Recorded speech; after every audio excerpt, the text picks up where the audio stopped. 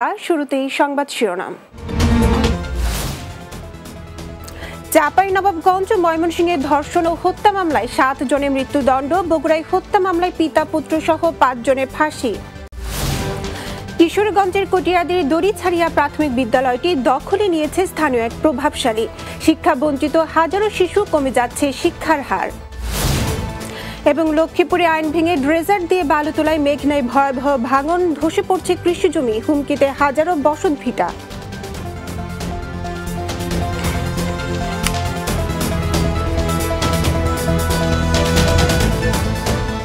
শুনছিলেন শিরোনাম, এবার বিস্তারিত। চাঁপাইনবাবগঞ্জ ও ময়মনসিংহে পৃথক হত্যা মামলায় 7 জনের মৃত্যুদণ্ড দিয়েছে আদালত। চাঁপাইনবাবগঞ্জে এক নারীকে ধর্ষণের পর হত্যা মামলায় 5 জনের মৃত্যুদণ্ড, প্রত্যেককে 1 লক্ষ টাকা অর্থদণ্ড, অনাদায়ে 7 বছরের সশ্রম কারাদণ্ড এবং 10,000 টাকা করে অর্থদণ্ড, অনাদায়ে আরও 6 মাসের বিনাশ্রম কারাদণ্ডের আদেশ দিয়েছেন আদালত। দুপুরে চাঁপাইনবাবগঞ্জে নারী ও শিশু নির্যাতন দমন ট্রাইব্যুনাল 2 এর বিচারক মোহাম্মদ শওকত আলী এর রায় ঘোষণা করেন। 2015 সালের 13 জুন আসামিরা আয়েশা খাতুনকে ধর্ষণের পর হত্যা করে চাঁপাইনবাবগঞ্জ সদর উপজেলার মহারাজপুর মেলার মোড় এলাকায় একটি ডোবায় ফেলে দেয়। পরদিন পুলিশ তার লাশ উদ্ধার করে। এদিকে ময়মনসিংহের ঈশ্বরগঞ্জে জমি সংক্রান্ত বিরোধে এক বৃদ্ধাকে হত্যার দায়ে 2 জনের মৃত্যুদণ্ড দিয়েছেন স্পেশাল জজ আদালতের বিচারক এহসানুল হক। দুপুরে আসামিদের উপস্থিতিতে এ রায় দেওয়া হয়। মৃত্যুদণ্ড প্রাপ্তরা হলেন আব্দুল হেলিম, আবুল কাশেম। এছাড়া আব্দুল আজিজ এবং খোকন মিয়াকে 3 বছরের কারাদণ্ড দেওয়া হয়। 2003 সালে ময়মনসিংহের ঈশ্বরগঞ্জে জমি সংক্রান্ত বিরোধে আসামিরা দেশীয় অস্ত্র দিয়ে এক বৃদ্ধাকে হত্যা করে। এই মামলায় 25 জনকে খালাস দেওয়া হয়। অপরদিকে বগুড়ার গাবতলীতে অবসরপ্রাপ্ত সেনা সদস্যকে কুপিয়ে হত্যার ঘটনায় পিতা পুত্র সহ 5 আসামির মৃত্যুদণ্ড এবং 4 জনের বিভিন্ন মেয়াদে সাজা প্রদান করা হয়েছে। দুপুরে বগুড়া জেলা ও দায়রা জজ নরেশচন্দ্র সরকার এই রায় ঘোষণা করেন। 2006 সালের 17 জুন বিকেলে ইয়াসিনের বাড়িতে হামলা চালিয়ে ধারালো অস্ত্র দিয়ে কুপিয়ে তাকে হত্যা করে। এই ঘটনায় নিহত ইয়াসিনের স্ত্রী আনোয়ারা বেগম বাদী হয়ে হত্যা মামলাটি দায়ের করেন।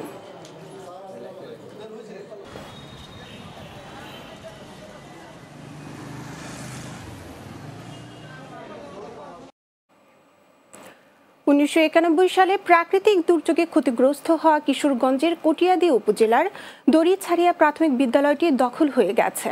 বিদ্যালয়ের জায়গা দখলে নিয়ে পুকুর কেটে মাছ চাষ করছেন স্থানীয় এক প্রভাবশালী। এলাকায় কোনো শিক্ষা প্রতিষ্ঠান না থাকায় শিক্ষা বঞ্চিত হওয়ার পাশাপাশি শিক্ষিতের হার ও দিন দিন কমে যাচ্ছে। দ্রুত বিদ্যালয়ের জায়গা উদ্ধার করে সেখানে নতুন বিদ্যালয় ভবন গড়ে তোলার দাবি এলাকাবাসীর। কিশোরগঞ্জের কটিয়াদি প্রতিনিধি সৈয়দ মুরসালিন দারাশিকর পাঠানো প্রতিবেদন জানাচ্ছেন সুরেয়া সীমা। বিদ্যালয়টি প্রতিষ্ঠার পর থেকে এ এলাকায় শুরু হয় শিক্ষা গ্রহণের সুবিধা, জমে ওঠে শিক্ষার্থীদের কোলাহলে। কিন্তু বেশি দূর এগোতে পারেনি প্রতিষ্ঠানটি। প্রলয়ঙ্কারী ঘূর্ণিঝড়ে লণ্ডভণ্ড হয়ে যায় বিদ্যালয়টি। বেশ কিছুদিন অযত্ন অবহেলায় থাকায় বিদ্যালয়ের সব আসবাবপত্র ও অন্যান্য মালামাল লুট হয়ে যায়, হারাতে শুরু করে এর অস্তিত্ব। পরে বিদ্যালয়ের জায়গায় পুকুর খনন করে প্রভাবশালীরা। এলাকাবাসীর প্রশ্ন, কিভাবে একটি শিক্ষা প্রতিষ্ঠান পুকুর হয়ে যেতে পারে? আমি এই স্কুলের ছাত্র ছিলাম। স্কুলটি কোন কারণে বিলুপ্ত হয়ে গেছে তা আমার সঠিক জানা নাই। সরকারের কাছে আমার এই আবেদন, আমরা যেন এই স্কুলটি আবার ফিরে পাই। এই স্কুলটা কেন যে পুকুর হয়ে গেল, আগে এই পুকুরটা যে কে করলো বা কার ইয়েতে হইলো, এই লোকটাকে বাইর করে আগে বিচারের আওতায় আনা হোক। অভিযুক্ত সামাদ ব্যাপারী বিদ্যালয়ের স্থান দখল করে পুকুর খননের কথা স্বীকার করে বলেন, জায়গাটি দখলে নিতে তাকে সহায়তা করেন চাঁদপুর ইউনিয়ন সরকারি ভূমি কর্মকর্তা বজেন্দ্র চন্দ্র সূত্রধর। এ বিষয়ে উভয়ের বক্তব্য ভিন্ন রকম। এটা কাশের আমি জায়গা আমি আগে জানতাম না জানি আমি আগাতে দলিল লইয়া পুকুর দেখছি। হাসকুকেনের যে প্রতিয়ান বই প্রায় দেখা যায় সেরা নষ্ট হয়ে গেছে, কিন্তু এলাকায় শিক্ষা বিস্তারে দড়ি চারিয়া ঘুনাতে অবহেলিত বিদ্যালয়টি নতুন করে আবার গড়ে উঠুক, এমন প্রত্যাশা স্থানীয় ইউপি চেয়ারম্যানের। স্কুল হলে এই এলাকার জনগণ থেকে শুরু করি ছাত্রছাত্রী আমরা খুব উপকৃত হব। এটা আমাদের জোরালো দাবি আপনাদের কাছে, এটা যেন তড়িৎভাবে একটা ব্যবস্থা নেওয়া হয়। সুষ্ঠু তদন্তের মাধ্যমে বিদ্যালয়ের জমিটি উদ্ধার করে পুনরায় বিদ্যালয় স্থাপনের মাধ্যমে কোমলমতি শিক্ষার্থীদের লেখাপড়ার সুযোগ সৃষ্টি করতে সংশ্লিষ্টদের দ্রুত হস্তক্ষেপ চাইছেন এলাকাবাসী। Desk report, Bangla TV.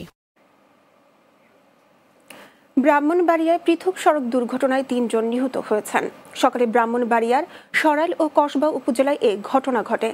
জানা যায়, ঢাকা সিলেট মহাসড়ক সংলগ্ন ব্রাহ্মণবাড়িয়ার সরাইলে প্রাইভেট কারের সাথে মোটরসাইকেলের সংঘর্ষে 2 মোটরসাইকেল আরোহী নিহত হয়েছেন। হাইওয়ে থানার ভারপ্রাপ্ত কর্মকর্তা হোসেন সরকার জানান, ঢাকাগামী একটি প্রাইভেট কার বিপরীত দিক থেকে আসা মোটরসাইকেলটিকে ধাক্কা দিলে ঘটনাস্থলেই মোটরসাইকেলে 2 আরোহী নিহত হন। তাদের মরদেহ হাইওয়ে পুলিশ ফাঁড়িতে রাখা হয়েছে। ঘাতক প্রাইভেট কারটি জব্দ করা হলেও চালক পালিয়ে গেছে। এদিকে সকালে ব্রাহ্মণবাড়িয়ার কসবা উপজেলার নোয়াপাড় এলাকায় ট্রেনের ধাক্কায় হারুন মিয়া নামে এক ভ্যান চালক নিহত হয়েছেন।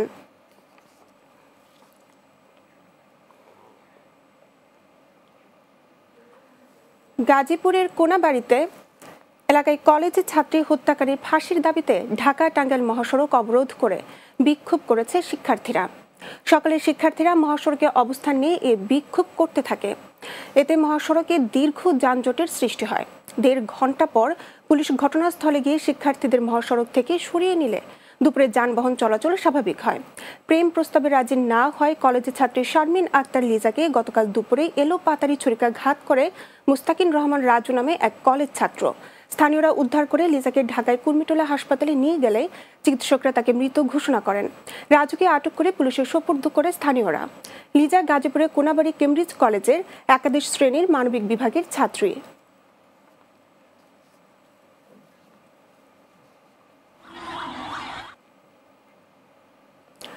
জয়পুরহাটে মোটরসাইকেল নিয়ন্ত্রণ হারিয়ে গাছের সাথে ধাক্কা লেগে মোহাম্মদ রাকিব নামে এক কলেজ ছাত্র নিহত হয়েছেন। আহত হয় আরও 2 জন। দুপুরে শহরের হেলকুন্ডা এলাকায় এ ঘটনা ঘটে। পুলিশ জানায়, নিহত কলেজের ছাত্র রাকিব মোটরসাইকেলে করে তার 2 বন্ধুকে নিয়ে দাদির বাড়িতে যাওয়ার সময় হেলকুন্ডা এলাকায় নিয়ন্ত্রণ হারিয়ে গাছের সাথে ধাক্কা খায়। আহতদের উদ্ধার করে জয়পুরহাট আধুনিক হাসপাতালে ভর্তি করা হয়েছে। নিহত রাকিব রাজশাহী বিশ্ববিদ্যালয়ের অনার্স 2য় বর্ষের ছাত্র এবং শহরের বামনপুর এলাকার শাহিনের ছেলে।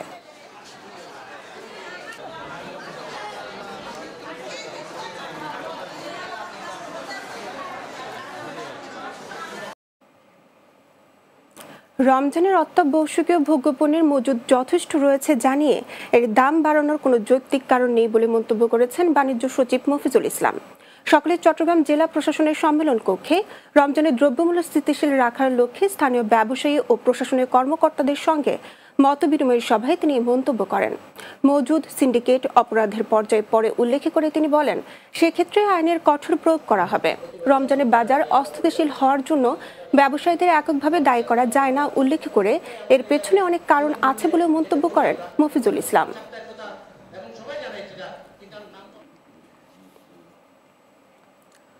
ফেনীর মাদ্রাসা ছাত্রী নুসরাত হত্যার প্রতিবাদে মানববন্ধন করেছে মহিপাল সরকারি কলেজের শিক্ষক ও শিক্ষার্থীরা। সকালে কলেজ ক্যাম্পাস থেকে একটি বিক্ষোভ মিছিল বের হয়ে পুরো ক্যাম্পাস প্রদক্ষিণ করে। পরে শিক্ষার্থীরা মহিপাল মোড়ে বিভিন্ন স্লোগানে নুসরাত হত্যায় জড়িতদের দৃষ্টান্তমূলক শাস্তির দাবিতে মানববন্ধন করেন। এ সময় বক্তব্য রাখেন মানবাধিকার কমিশন ফেনীর সাধারণ সম্পাদক মাইনুদ্দিন সুমন, পৌর যুবলীগের সিনিয়র সহসভাপতি তহিদুল ইসলাম হানিফ, পৌর ছাত্রলীগের সভাপতি ইয়াসির আরাফাত রাজু, কলেজের অধ্যক্ষ জসিম উদ্দিন, প্যানেল মেয়র নজরুল ইসলাম মিয়াজি সহ শিক্ষক ও শিক্ষার্থীরা।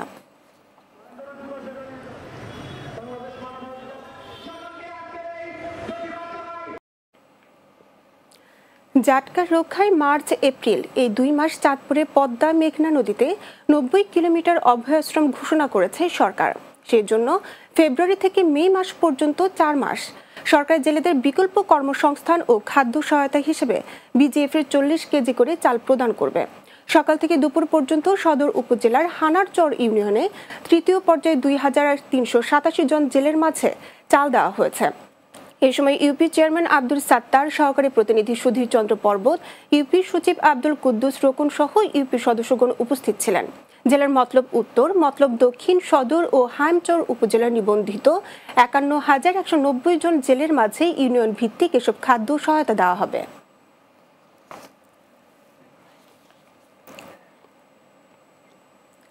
নীতিমালা ভেঙে ড্রেজার মেশিন দিয়ে বালু উত্তোলনের ফলে মেঘনায় দেখা দিয়েছে ভয়াবহ ভাঙন। ধসে পড়ছে লক্ষ্মীপুরের রায়পুরে কৃষি জমি আর হুমকির মুখে রয়েছে 2 এলাকার হাজারো মানুষের বসত বাড়ি।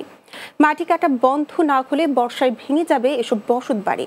ভাঙন প্রতিরোধ ও ভিটেমাটি রক্ষায় দুশ্চিন্তায় রয়েছেন স্থানীয়রা। লক্ষ্মীপুর প্রতিনিধি এমআর সুমনের পাঠানো রিপোর্ট জানাচ্ছেন সোনিয়া ফাতিমা।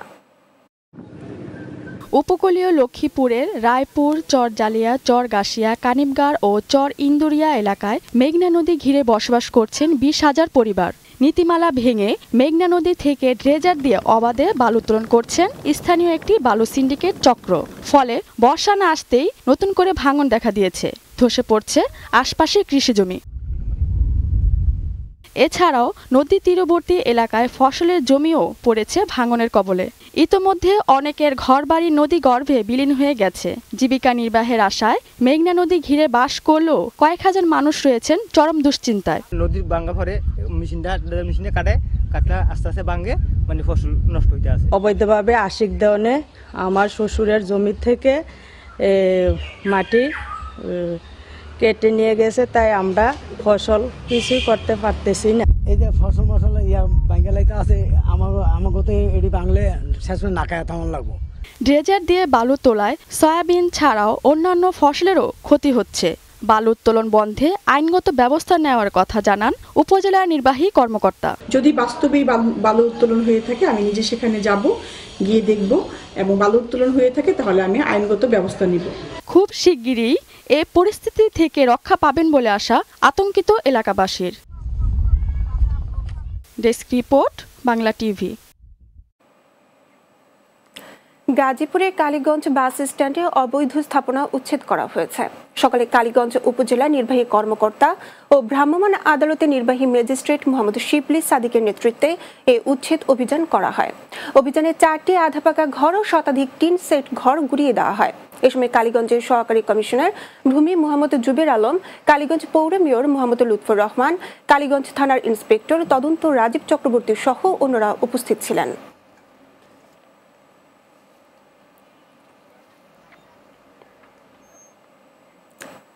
বর্তমান সরকারের আমলে দেশের কোনো মানুষের জীবনের নিরাপত্তা নেই বলে আবারও মন্তব্য করেছেন বিএনপি মহাসচিব মির্জা ফখরুল ইসলাম আলমগীর। দুপুরে বগুড়ার ধরমপুর নিহত বিএনপি নেতা মাহবুব আলম শাহিনের পরিবারের সদস্যদের সাথে সাক্ষাৎ শেষে সাংবাদিকদের এক প্রশ্নে তিনি মন্তব্য করেন। এ সময় বিএনপির সাংগঠনিক সম্পাদক অ্যাডভোকেট রুহুল কুদ্দুস তালুকদার দুলু, জেলা বিএনপি সভাপতি ভিপি সাইফুল ইসলাম, সাধারণ সম্পাদক জয়নাল আবদিন চান, বগুড়া পৌর মেয়র অ্যাডভোকেট মাহবুবুর রহমান, সাবেক সংসদ সদস্য গোলাম মোহাম্মদ সিরাজ সহ অন্যরা।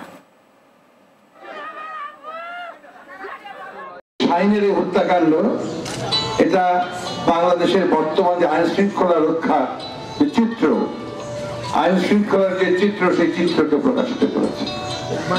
বাংলাদেশে এখন কোন আইনের শাসন নেই, বাংলাদেশে এখন জীবনের কোনো মূল্য নেই। আজকে আপনারা দেখছেন প্রতিদিন খবরের কাগজ খুললেই দেখবেন হত্যা, ধর্ষণ, পুড়িয়ে মারা সবকিছু চলছে অবলীলায়, কারণ কোথাও কোনো জবাবদিহিতা নাই। নবগঠিত ময়মনসিংহ সিটির প্রথম মেয়র আওয়ামী লীগ মনোনীত প্রার্থী মোহাম্মদ ইকরামুল হক টিটু বিনা প্রতিদ্বন্দ্বিতায় নির্বাচিত হয়েছেন। গতকাল বিকেলে ময়মনসিংহ আঞ্চলিক নির্বাচন কর্মকর্তা ও রিটার্নিং অফিসার আলিমুজ্জামান তাকে বেসরকারিভাবে নির্বাচিত ঘোষণা করেন। জাতীয় পার্টির প্রার্থী জাহাঙ্গীর আহমেদ তার মনোনয়ন প্রত্যাহার করায় এবং কোনো প্রতিদ্বন্দ্বী প্রার্থী না থাকায় ইকরামুল হক টিটুকে বেসরকারিভাবে নির্বাচিত ঘোষণা করা হয়। সাধারণ কাউন্সিলর পদে 242 জন এবং সংরক্ষিত কাউন্সিলর পদে 70 জন প্রার্থীকে আজ প্রতীক বরাদ্দ দেওয়া হয়েছে। মোট ভোটার রয়েছেন 2,96,938 জন। 5 মে নির্বাচনে ভোট গ্রহণ অনুষ্ঠিত হবে। এবার জাতির জনক বঙ্গবন্ধু শেখ মুজিবুর রহমানের জন্মশতবার্ষিকী উপলক্ষে বাংলা টিভির বছরব্যাপী আয়োজন চিরঞ্জীব বঙ্গবন্ধু।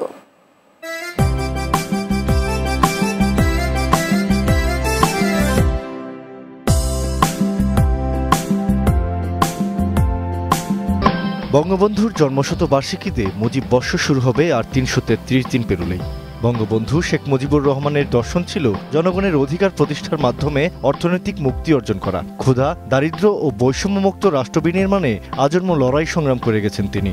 দুঃখী মানুষের মুখে হাসি ফোটাবার প্রত্যয় ঘোষণা করেছেন বারবার। তার সেই উন্নয়ন এবং রাজনৈতিক দর্শন এখনো প্রাসঙ্গিক। স্বাধীনতার পর দুর্নীতিবাজদের বিরুদ্ধে নতুন সংগ্রামের ডাক দিয়েছিলেন বঙ্গবন্ধু। চেয়েছিলেন দুর্নীতিমুক্ত সোনার বাংলা গড়তে।